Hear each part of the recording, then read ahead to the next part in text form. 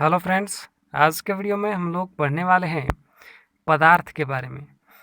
आज हम लोग इस वीडियो में पढ़ेंगे कि पदार्थ किसे कहते हैं, ठोस अवस्था क्या होता है, द्रव अवस्था क्या होता है और गैस अवस्था क्या होता है। ये तीन अवस्थाओं के बारे में हम लोग आज के वीडियो में पढ़ेंगे। तो वीडियो बहुत ही इम्पोर्टेंट होने वाला है, लास्ट तक ज़रूर देखिएगा और अच्छे से समझिएगा। चलिए शुरू करते हैं और सबसे पहले जानते हैं कि पदार्थ किसे कहते हैं। देखिए, पदार्थ क्या होता है। देखिए, संसार में प्रत्येक वस्तु जिस सामग्री से मिलकर बनी होती है उसे पदार्थ कहा जाता है। जैसे कोई भी वस्तु है, ठीक है, कोई भी एक वस्तु है, वो जिस चीज़ से मिलकर के बनी है, जिस सामग्री से मिलकर के बनी हुई है, उसको पदार्थ कहा जाता है। ठीक है। देखिए, पदार्थ तीन अवस्थाओं में पाया जाता है। कौन कौन? ठोस अवस्था, द्रव अवस्था और गैस अवस्था।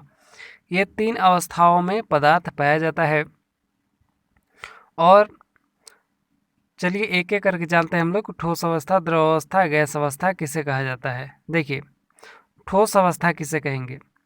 तो पदार्थ की वह अवस्था होती है जिसमें इसके अणु पास पास होते हैं तथा इनके बीच प्रबल आकर्षण बल कार्य करता है तथा इसका आकार और आयतन निश्चित होता है। जैसे देखिए, ठोस अवस्था किसे कहेंगे?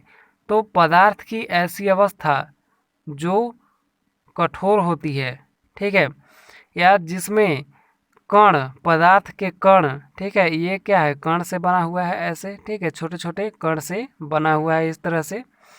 तो पदार्थ के कण जो होते हैं ठोस अवस्था में, वो बहुत ही नज़दीक नज़दीक होते हैं। ठीक है, इनके बीच में दूरी आप देख सकते हैं बहुत ही कम है सभी कणों के बीच में।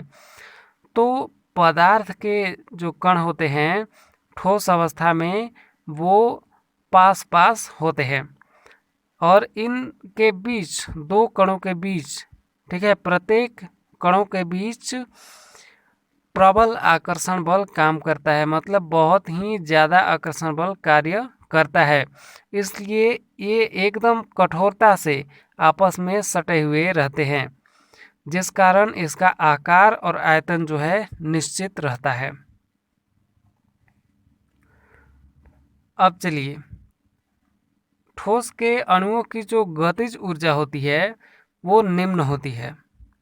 ठोस के अणु सबसे कम संपीड़ित होते हैं क्योंकि ठोस के अणुओं में संपीड़ित की घटना नहीं पाई जाती है। देखिए, मान लीजिए एक ठोस है, जैसे कोई लोहा ही है, ठीक है, लोहा क्या होता है, ठोस होता है, ठीक है, हार्ड होता है। अब उसको आप संपीड़ित कीजिए, मतलब दबाइए उसको, ठीक है। तो अब जैसे मान लीजिए एक लकड़ी है, ठीक है, सूखा हुआ लकड़ी है, तो उसको दबाइएगा तो क्या होगा, नहीं दबेगा।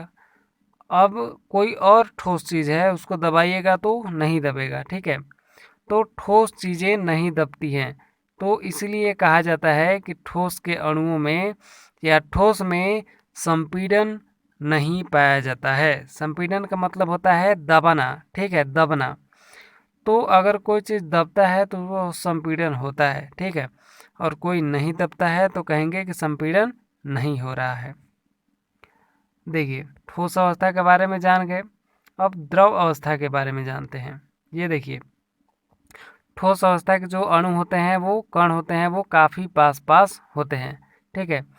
तो इसलिए इसमें काफ़ी ज़्यादा प्रबल आकर्षण बल काम करता है, जिसके कारण ठोस का आकार और आयतन निश्चित रहता है। अब चलिए द्रव के बारे में जानते हैं।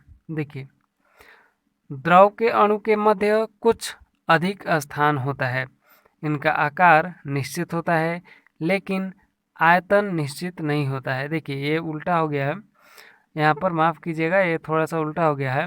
जो द्रव का आकार होता है वो निश्चित नहीं होता है, ठीक है, द्रव का आकार अनिश्चित होता है और आयतन जो है वो निश्चित होता है।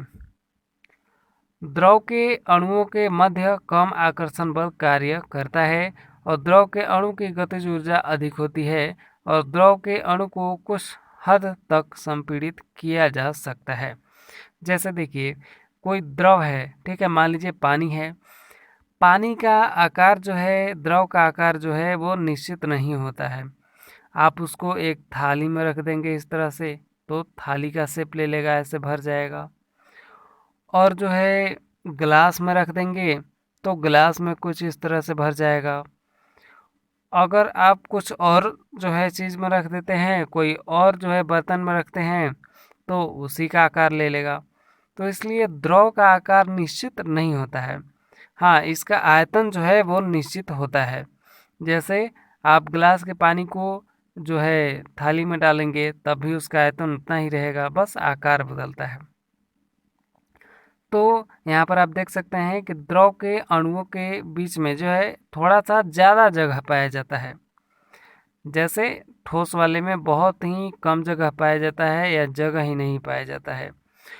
और द्रव के अणुओं के बीच में कुछ ज़्यादा जगह पाया जाता है, जिसके कारण इसके अणु जो है वो पास जो है ज़्यादा पास पास नहीं होते हैं, ठीक है, थोड़ा सा दूर दूर होते हैं, जिसके कारण इनके बीच में जो है आकर्षण बल ठोस से थोड़ा कम काम करता है।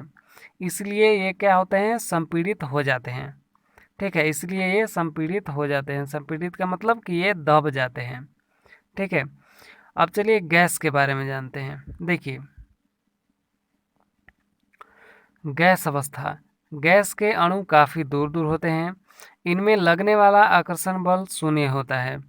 गैस के अणु की गतिज ऊर्जा अधिक होती है और गैस के अणु आसानी से संपीड़ित हो जाते हैं। गैस के अणु का आकार तथा आयतन अनिश्चित होता है। देखिए गैस के अणु जो होते हैं वो काफ़ी दूर दूर होते हैं, ठोस और द्रव से भी बहुत ज़्यादा दूर होते हैं। तो इसलिए इनके बीच जो है आकर्षण बल बहुत ही कम काम करता है। ठीक है, बहुत ही कम काम करता है, जिसके कारण गैस के अणुओं के बीच जो गतिज ऊर्जा पाई जाती है वो बहुत ही ज़्यादा पाई जाती है। मतलब कि गैस के अणु जो है कहीं भी आ जा सकते हैं आसानी से, उसी को गतिज ऊर्जा कहा जा सकता है। मतलब कि गति करने लगते हैं, जैसे गैस के जो अणु हैं वो उनमें गतिज ऊर्जा अधिक पाई जाती है, तो गतिज ऊर्जा अधिक पाई जाती है, इसका मतलब क्या हुआ कि गैस के अणु गति कर सकते हैं, ठीक है, आसानी से। अब देखिए गैस जो है वो आसानी से संपीड़ित हो जाते हैं। जैसे आप एक मान लीजिए कोई गुब्बारा में एक भर लीजिए, ठीक है, हवा को भर लीजिए, उसको दबाइएगा आसानी से दब जाएगा। या आप हवा को ऐसे भी दबा सकते हैं, ठीक है। तो इस तरह से गैस अवस्था में जो है गैस अवस्था का आकार या इसके अणु का आकार तथा आयतन अनिश्चित होता है। गैस को आप गुब्बारे में भरिए तो उसका जो है आकार और आयतन अलग रहेगा। आप उसी को सिलेंडर में भर दीजिए, उसका आकार आयतन अलग रहेगा। अब उसी को कोई और चीज़ में भर दीजिए तो उसका आकार आयतन अलग रहेगा, ठीक है। अब आकार तो पता है कि हाँ अलग अलग रहेगा, जैसे सिलेंडर में डालेंगे तो सिलेंडर का आकार ले लेगा, गुब्बारे में डालेंगे तो गुब्बारे का आकार ले लेगा, लेकिन आयतन कैसे अनिश्चित होगा।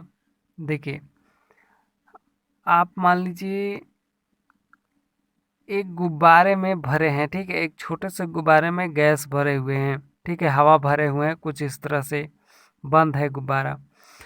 अब इसी गुब्बारे के हवा को आप एक बड़े से टंकी में डाल दीजिए, ठीक है, एक बड़ा सा ऐसे टैंक जो होता है गैस सिलेंडर उसमें डाल दीजिए।